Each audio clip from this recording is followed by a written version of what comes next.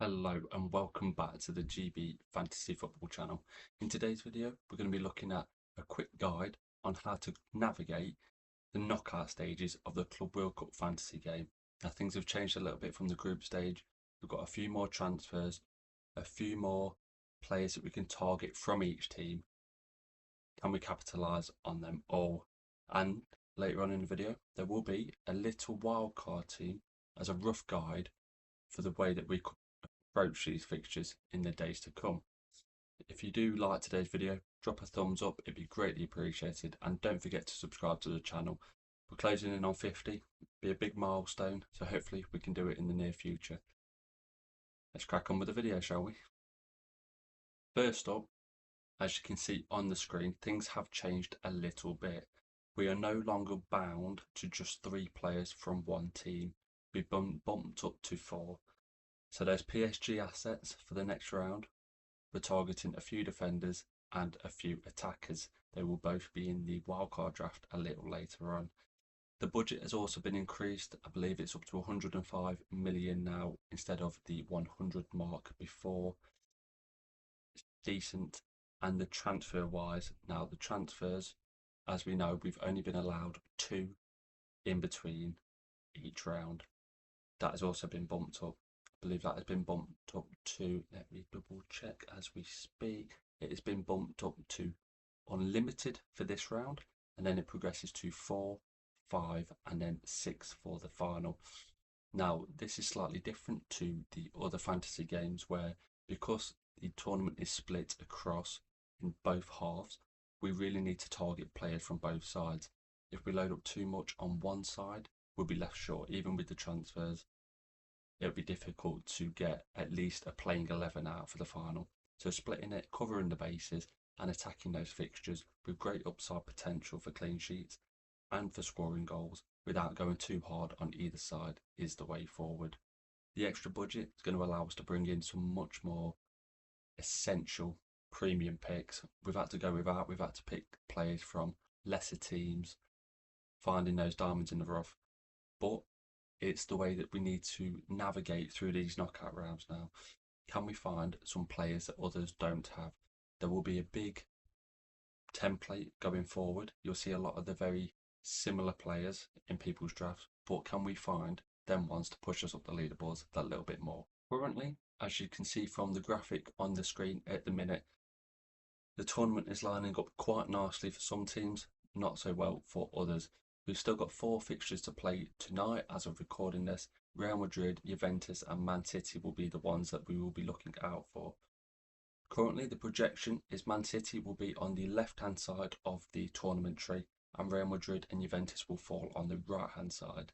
And that is crucial information. Now obviously this is just a prediction, and the way that the tournament will unfold will heavily depend on the Man City Juventus score tonight. Whatever team finishes the group top will be the team to target in this wild card, and the other team will be the one to avoid. They'll have Real Madrid in the next round. So in that case, the Man City players, we will go heavy. PSG, also heavy. PSG playing Inter Miami. Now, if you've watched any of the competition, you'll know Inter Miami are a pretty poor team defensively.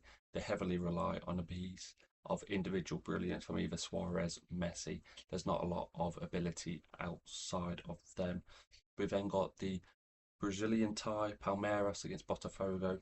Palmeiras, quality in this tournament, another clean sheet. I do feel like they will be a team to target in the wild card, potentially facing Chelsea if they get past Benfica in the next round. The left hand side is very much one to target.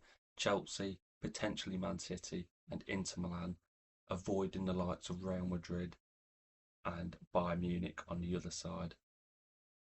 These are the ones that we have to target. Now Inter Milan against Fluminense, another one.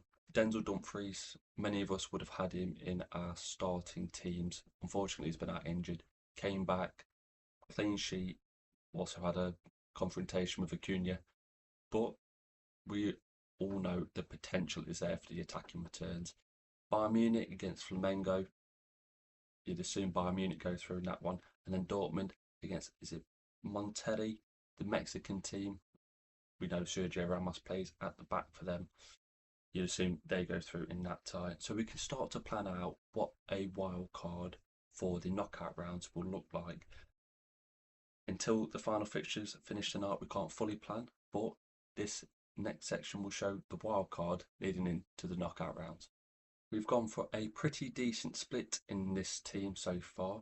A little bit in the bank, not too much. We've used those funds very wisely. And as you can see, there's a few players making their triumphant return in certain areas of the pitch, but we'll get to them a little bit later. The goalkeepers, I've gone for Weatherton. Decent player, good for the clean sheets. He's got 2 out of 3, I believe, in the group stage. 4.9 million, great asset in my opinion. Then we've got Edison of Manchester City. As I mentioned in the previous segment, these Man City players will heavily depend on the result against Juventus tonight. The Man City assets could be switched with Juventus assets, and then we would take the draft from there. But currently, I'm going on the projection that Man City top the group, and for that reason, Edison slots in. Now, a lot of you might go for a Man City defender, just the way that the budget is worked out in this draft. Edison has lined up in goal, clean sheet potential, at least until the semi-finals, where they might face someone like Chelsea in that quarter-finals, maybe lining up against Inter Milan as well. I do feel like Man City, if they can keep their players fit, will go quite far in the competition. And that having a goalkeeper from both sides as well of the tournament tree really is helpful. Thinking about that last segment, the goalkeeper situation, that is, it's only a goalkeeper from either side of the tournament tree if Man City finish second in the group. So you'd have the player from the left side, player from the right side. You'd be decent. Also, with regards to captaincy in the round of 16, trying to get a player from each team, specifically the ones towards the back end, will be very essential. The more captaincy choices, the more chances of higher points potential. It's something that we didn't know at the start of the tournament, but going into these knockout rounds, we can definitely plan towards that. For that reason as well, in the defence, we've gone for double PSG. We've gone for Hakimi and Mendes. Hakimi with a goal, clean sheet in the last game of the group stages. I think PSG assets are going to be very, very popular going through to the round of 16. We've then got Ryerson of Dortmund. Yesterday, he looked very attacking. I know he was playing Ulsan HD, but he was taking a lot of set pieces. Pascal Gross stepping away from him. I saw him and Svensson standing over an awful lot, and for that reason, also playing the wing-back role, he makes it into this draft.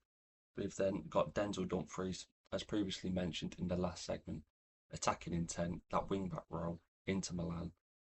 Good for clean sheets, and I do feel like he will be slept on by quite a few going into these knockout rounds. Might be one. He will be owned by a lot, but maybe not as many of the non-active owners. And then lining up the last one, we've got Cucurella. Now this could be any Chelsea defender if you wanted to keep it under 5%, but I feel like Cucurella and the attacking intent, especially being on that left-hand side of the draw, where they've got Benfica and potentially a very easy, or not easy, an easier quarter-final against one of the Brazilian sides, leads to a lot of good potential, that Chelsea defence. Now the midfield 5, once again, we're targeting those PSG assets. We've got Vitinha and we've got Kvaratskhelia. I can't wait for this tournament to be over, genuinely.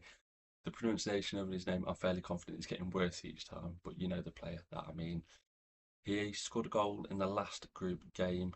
Vitinha getting the assist from that deflected shot where it just hit him and happened to go in. Very dangerous assets, very in demand. You might get someone like Doué or even Dembele if there's any news of him playing in these knockout stages. He's yet to even take to the pitch in this competition, but he will be in this draft one way or another if we find out he is starting. We've then got Enzo Fernandez. Now I've opted for him over Cole Palmer in this draft simply because saving 3 million, he's outscored him massively in this competition so far. And he's playing in that sort of left-hand side 8 role, attacking, breaking into the box. He might even be one to look out for other fantasy games leading into next season. We've then got Elise from Bayern Munich, quality asset. He's been protected minutes-wise since the first game, coming off at half-time, not starting the third fixture. Clearly Vincent Kompany, as he rightly should, is protecting one of his key assets going into the knockout round. And my final position in midfield is Joe Bellingham for Borussia Dortmund. Now, he's not gone through any of the fixtures yet, playing the full 90, which is a major downside. However, he's scored points in pretty much every game. He's playing in one of the 10 roles behind the centre forward. It's looking like a good asset. One that not many's picked up on. Is currently, I believe, under 5% as well, so he would get the scouting bonus.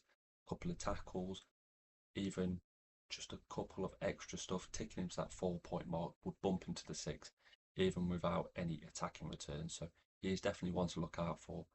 He's fighting players such as Julian Brandt for those number 10 positions. Adeyemi, another one, but I think Joe Bellingham has showed his class enough for the starting role. And the final three for this rough draft before we find out who is the final lineup for the round of 16, so we can properly plan and attack those teams. We've got some big hitters and we've got some not so big hitters, but players who can still score points. We've got Mbappe. Now, personally, I've had him in 2 out of the 3 group stage games, and he has been a no-show. I gambled on the 3rd game. I thought he'd play. He's not even in the squad, and that is important because he's being held back for these fixtures. He's clearly not fully fit, but even if he's an 80% Kylian Mbappe, I do believe he can cause some damage on the pitch. They'll have a decent game in the knockout stages, but we're trying to find those players who can go nuclear, and he is one of them. Erling Haaland, similar to the goalkeeper.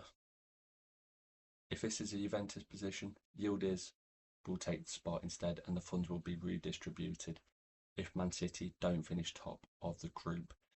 Erling Haaland, though, he'll be on penalties. If Man City score or get anywhere near attacking returns, he's normally the man to go for on that front. And the last player is Liam Delap, someone who I took out of my wildcard for game week 3 at the last second. Silly decision. However, going into the knockout rounds, Chelsea's favourable fixtures, Benfica, not been too tight defensively. I know they kept a clean sheet against Auckland, but you'd fully expect that, all things considered. Delap showed some class for his goal in the final group stage game. On his chest, turned the defender, slotted it in the bottom corner, past some questionable goalkeeping, to be fair, but he is showing exactly why Chelsea wanted to bring him into the squad. He seems a few levels above Nicholas Jackson, and I genuinely believe going into the season, the Premier League season that is around the corner, he will be Chelsea's starting striker. Still got a lot to prove in this tournament and a lot to prove to Chelsea, but he's showing what they've missed in that striker position for quite some time. And I think he's going to start the knockout stages even after Nicholas Jackson's ban has expired. And that concludes today's knockout stage guide and brief, rough wildcard ahead of the knockout rounds. If you've watched any of the football this week, please do tell me down below what you think of the Club World Cup. Personally, it's an okay thing. It's filling the void in between the football seasons, and it's keeping that craving for more football just under wraps just a little bit. So I'll take what I can get. If you have enjoyed today's video, please do comment, like and subscribe. As always, hit that subscribe button down below. It'd be greatly appreciated. And thank you for any kind of praise towards the video. Constructive criticism, of course, is welcome. Send it my way and I will see what we can do to make the videos better going forward. All the socials are in the description below. We've got X, we've got Insta, we've got TikTok. We've got some fantastic things coming up in the near future for both Club World Cup, Fantasy, Premier League and some Dream Team, hopefully. So do stay tuned. Thank you very much for watching, and you will be seeing a new video from me very soon.